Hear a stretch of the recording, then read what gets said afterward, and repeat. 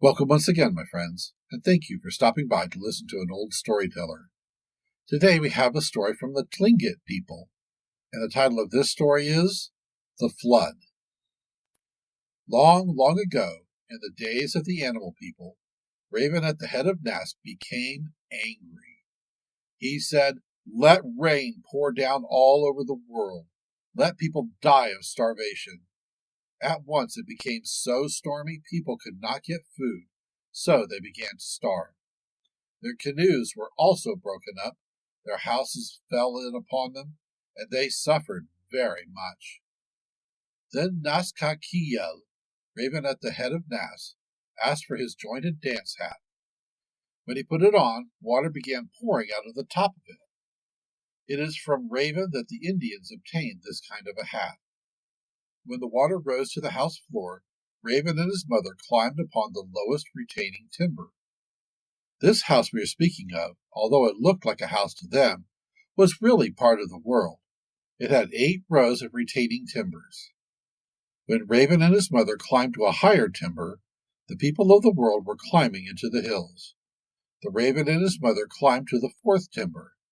By that time the water was halfway up the mountains. When the house was nearly full of water, Raven's mother got into the skin of a cax. To this very day, Tlingets do not eat the cax, because it was Raven's mother.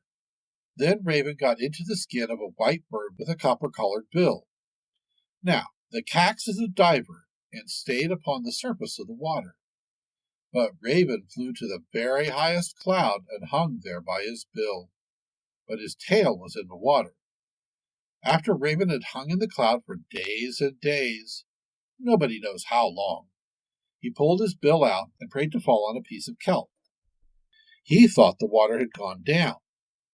When Raven fell upon the kelp and flew away, he found the waters were just halfway down the mountains. Raven flew around until he met a shark, which had been swimming around with a long stick. Raven took the stick and climbed down it as a ladder to the bottom of the ocean. But Raven had set Eagle to watch the tide. Raven wandered around the bottom of the ocean until he came to an old woman. He said to her, "How cold I am after eating those sea urchins." He repeated this over and over again. At last the woman said, "What low tide is this Raven talking about?" The Raven did not answer. The woman kept repeating, "What low tide are you talking about?" Then Raven became angry. He said, "I will stick these sea urchins into you if you don't keep quiet." At last he did so. Then the woman began singing, "Don't, Raven, the tide will go down if you don't stop." But the water was receding, as Raven had told it to in his magic words. Raven asked Eagle, who was watching the tide, "How far down is the tide now?" "The tide is as far down as half a man." "How far down is the tide?" he asked again. "The tide is very low," said Eagle. Then the old woman started her magic song again. Raven said, "Let it get dry all around the world." After a while the Eagle said, "The tide is very low now. You can hardly see any water." Raven said, "Let it get still drier." At last everything was dry. This is the lowest tide there ever was. All the salmon, and whales, and seals lay on the sands because the water was so low. Then the people killed them for food. They had enough food to last them a long time. When the tide began to rise again, the people were frightened.